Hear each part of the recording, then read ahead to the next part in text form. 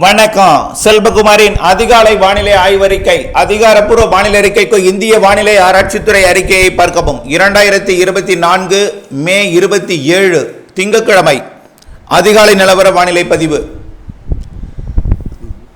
நேற்று மாலையிலிருந்து வெளிச்சுற்று கடக்க தொடங்கி நள்ளிரவிலே மையம் கடந்து தற்பொழுது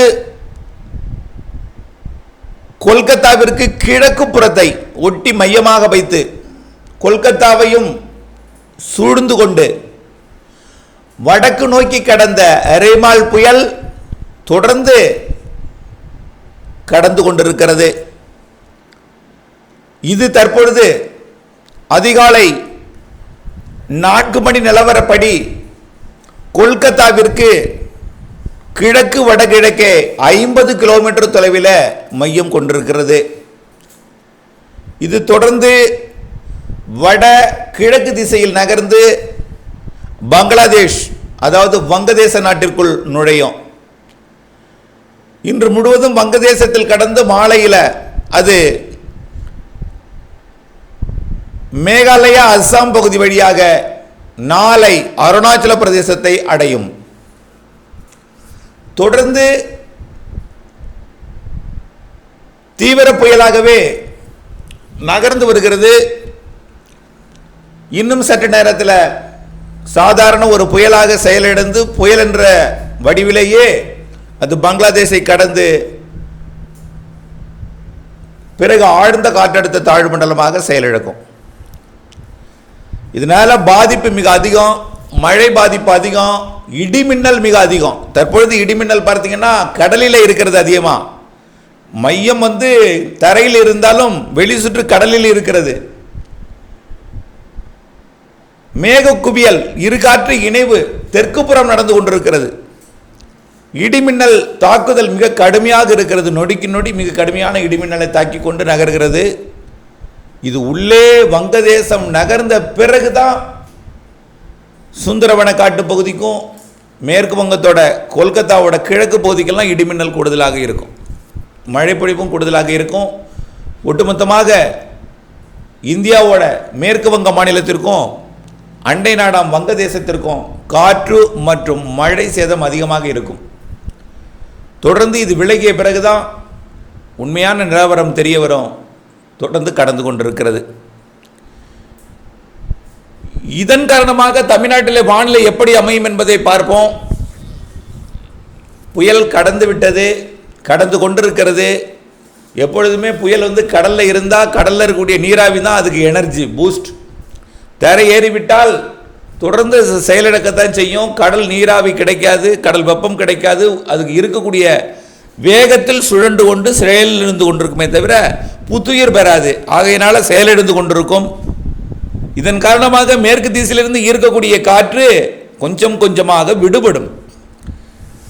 சக்தி வாய்ந்த அந்த மேற்கு காற்று நேற்றைக்கு பாலக்காட்டு கணவாயில் குடிமங்கலம், கொங்கல் நகரம், தொட்டம்பட்டி, அப்படியே பார்த்தீங்கன்னா நெகமம், கர்மாபுரம், காட்டம்பட்டி, தசநாயக்கம்பாளையம், காமநாயக்கம்பாளையம், பெரியப்பட்டி, பெதப்பம்பட்டி, நாகூர், அடிவள்ளி போன்ற பகுதிகள் வழியாக நேற்றைக்கு வலுவாக ஈர்த்த அந்த குண்டடம், உப்பார் அணைக்கட்டு பகுதி வழியாக நேற்றைக்கு வலுவாக இழுத்த பாலக்காட்டு கணவாய் வழியாக வலுவாக இழுத்த அந்த காற்று நின்று போயிருக்கும், தீவிரம் குறைந்து போயிருக்கும். சாதாரண ஒரு காற்றாக, மேற்கு காற்றாக கிழக்கு நோக்கி வடகிழக்கு நோக்கி பயணித்துக் கொண்டிருக்கும்.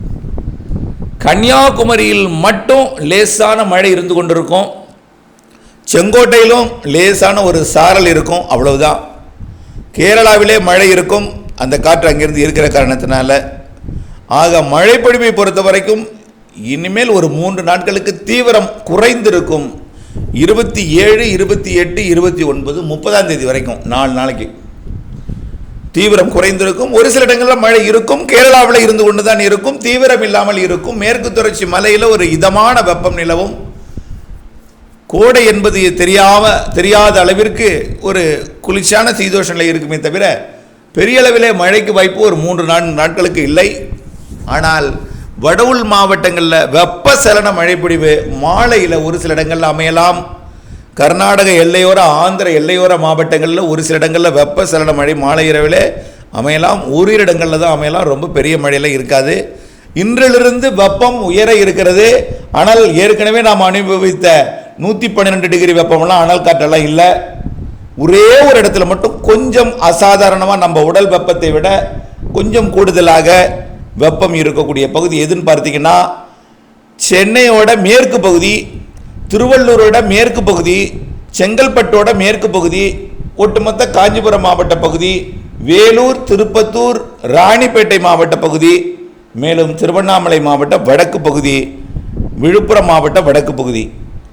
இந்த இடம், அதாவது காஞ்சிபுரம், ஸ்ரீபெரும்புதூர், ராணிப்பேட்டை, அந்த வேலூர், திருப்பத்தூர், அந்த வாணியம்பாடி, ஜோலார்பேட்டை, இது அப்படியே பார்த்தீங்கன்னா ஆம்பூர், அப்படியே செங்கத்துக்கு வடக்கே, ஆரணி, திருவண்ணாமலைக்கு வடக்கே, சேத்துப்பட்டுக்கு வடக்கே, அப்படியே இந்த சுற்றுவட்டார பகுதி மட்டும் கொஞ்சம் வெப்பம் உயர்ந்திருக்கும். இதை விட கொஞ்சம் வெப்பம் ஆந்திர பிரதேச எல்லையோரத்தில் கூடுதலாக இருக்கும். திருப்பதியில், சித்தூரில் அதை விட கூடுதலாக இருக்கும். காரணம் என்னென்னா, தென்மேற்கு திசையிலிருந்து வரக்கூடிய அந்த ஈரமிகுந்த காற்று தமிழ்நாட்டில் கணவாய் பகுதிகள் வழியாக நுழையும் பொழுது அதில் இருக்கக்கூடிய ஈரம் வெப்பமடைந்து மேலெடுந்து ஒரு வறண்ட காற்றாக தென்மேற்கிலிருந்து வடகிழக்கு பகுதியை நோக்கி நகரும் பொழுது சென்னைக்கு உள்ளே இருக்கக்கூடிய அந்த மாவட்டங்கள், வடகடலோரத்தை உள்ளே இருக்கக்கூடிய மாவட்டங்களுக்கு கூட்டம். வடகடல் ஓரத்தில் திருவள்ளூருக்கு கிழக்கே உள்ள சென்னை, அதாவது மீனம்பாக்கத்திற்கு கிழக்கே உள்ள பகுதியிலிருந்து கிழக்கு காற்று, கடற்காற்று வரும் என்பதனால அந்த வெப்பமும் தெரியாது. ஆனால் புழுக்கம் இருக்கும். வழக்கமாக கடந்த சில நாட்களாக இருந்த வெப்பத்தை விட வரக்கூடிய 4 நாட்களுக்கு கொஞ்சம் வெப்பம் இந்த இடத்துல உயர்ந்திருக்கும். பிற மாவட்டங்களை பொறுத்த வரைக்கும் கொஞ்சம் கூடியிருக்கும். ஆனால் பெருசாக வெப்பம் இருக்காது. ஆனால் நேற்றை விட இன்னைக்கு கொஞ்சம் வெப்பம் எல்லா மாவட்டங்களுக்கும் கொஞ்சம் கூடியிருக்கும். ஆனால் அந்த அசௌகரியம் என்பது பெருசாக இருக்காது. தென் மாவட்டங்கள் எல்லாம் இயல்பான ஒரு சராசரியான வெப்பம் இருக்கும். ஆனால் வடகடலோரம் உள்பகுதி, வடகடலோர மாவட்டங்களின் உள்பகுதி, வடகடல் ஓரத்தின், அதாவது வட உள் மாவட்ட பகுதிகள் இங்கே இருக்கும், கொஞ்சம் கூடுதலாக இருக்கும். சித்தூர், திருப்பதி இன்னும் கொஞ்சம் கூடுதலாக இருக்கும். வரக்கூடிய 31ஆம் தேதி வரைக்கும் அந்த இடத்துல இந்த வெப்பம் இருக்கும்.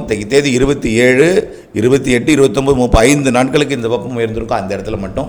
பிற இடங்களிலும் நேற்றை விட கொஞ்சம் கூடுதலாக வெப்பம் இருக்கும். ஆனால் பெரிய அளவிலே ஒரு வெப்ப கோடை அனல் இதெல்லாம் இருக்காது. ஆனால் அந்த இடத்துல மட்டும் கொஞ்சம் அனல் இருப்பது போல் இருக்கும், இருக்கவும் செய்யும். கொஞ்சம் ஹாட்டாக தான் இருக்கும். ஒரு 31ஆம் தேதி வரைக்கும் அந்த வட உள் பகுதி கொஞ்சம் அனுபவிக்க வேண்டியிருக்கும்.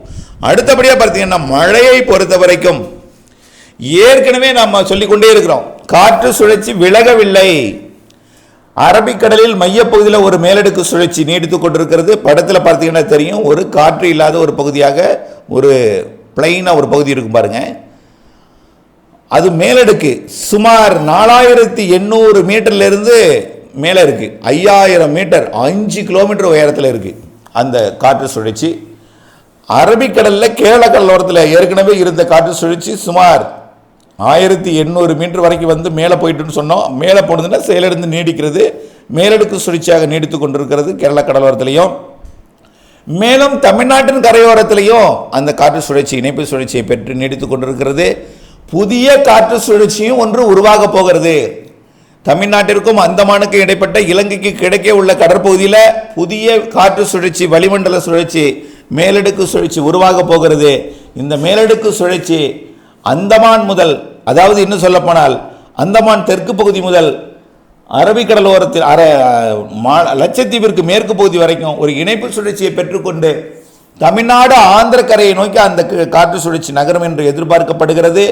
புயல் ஏதும் இல்லை, வளிமண்டல சுழற்சி. வளிமண்டல மேலடுக்கிலே மேகத்தை உற்பத்தி பண்ணி வெப்ப சலன மழைப்பொழிவு, காற்று சுழற்சியுடன் இருந்த வெப்ப சலன மழைப்பொழிவை 1ஆம் தேதியிலிருந்து ஏற்படுத்த போகிறது.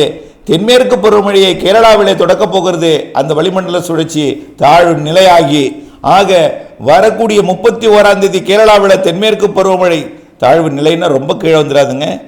அதாவது ஒரு சாதாரண ஒரு சுழற்சியாக கேரளாவில் 31ஆம் தேதி தென்மேற்கு பருவமழையை தொடக்கி தமிழ்நாட்டில் வெப்பசலனத்துடன் கூடிய இணைந்த காற்று சுழற்சி மழையையும், அதனைத் தொடர்ந்து ஆந்திர கரையோரம் வரக்கூடிய காற்று சுழற்சி, கீழடுக்கு சுழற்சி வரக்கூடிய முதல் வாரத்தில், ஜூன் முதல் வாரத்தில் அமைந்து தமிழ்நாட்டில் எல்லா மாவட்டங்களுக்கும் மழை கொடுத்தாலும் ஜூன் முதல் வாரத்தில் கேரளா, கர்நாடகா, தமிழ்நாட்டின் கேரள எல்லையோர மாவட்டங்கள், கர்நாடக எல்லையோர மாவட்டங்கள், ஆந்திர எல்லையோர மாவட்டங்கள், வட உள் மாவட்டங்கள், கர்நாடகா, ஆந்திர பகுதி இதெல்லாம் நல்ல மழை பொழிப்பை ஜூன் முதல் வாரத்தில் கொடுக்க போகிறது. தென்மேற்கு பருவமழை முன்னெடுத்து செல்ல போகிறது. அந்த நேரத்தில் இந்த மழைப்பொழிவு அமைய இருக்கிறது. எல்லா மழைப்பொழிவும் கொட்டி கொண்டே இருக்காது. கடந்த வாரத்தில் கொட்டியது போல் இந்த வயல்களை நிரப்பும் மழையெல்லாம் கிடையாது. ஆனால் மழைப்பொழிவு ஒரு குறிப்பிட்ட இடத்துல அதிகமாக இருக்கும். அருகருகே நிறைய இடங்களை ஒதுக்கினாலும் பெய்யும் இடத்துல ஒரு கனமழை பொழிவை கொடுக்கக்கூடிய வானிலை தான் வரக்கூடிய ஜூன் 1 ஏற்பட போகிறது. 36 கேரள எல்லையோரம், 1 தமிழ்நாடு, கேரளா, கர்நாடகா, ஆந்திர பிரதேசம், இப்படியே 2 3 5 வரைக்கும் மழைப்பொழிவை கொடுத்து கொண்டிருக்கோம். 6 7 தொடர்ந்து வட உள் மாவட்டங்கள், கர்நாடகா, ஆந்திர எல்லையோர மாவட்டங்கள், கேரள எல்லையோர மாவட்டங்கள்லாம் மழை. அனைத்து மாவட்டங்களுக்கும் மழை இருந்தாலும் குறிப்பிடக்கூடிய மாவட்டத்தில் கொஞ்சம் கூடுதலாக இருக்கும். தென்கடலோரம், டெல்டாவுக்கும் இருக்கும்.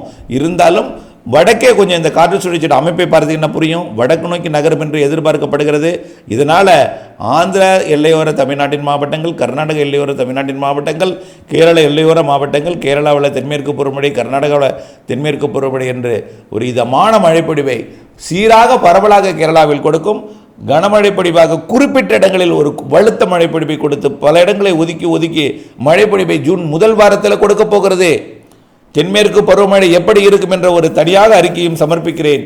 தொடர்ந்து வானிலை அப்டேட்ஸுடன் மாறுதலுடன் இணைந்திருந்து பணி செய்து லாபம் அடைய அன்போடு கேட்டுக்கொள்கிறேன். நன்றி.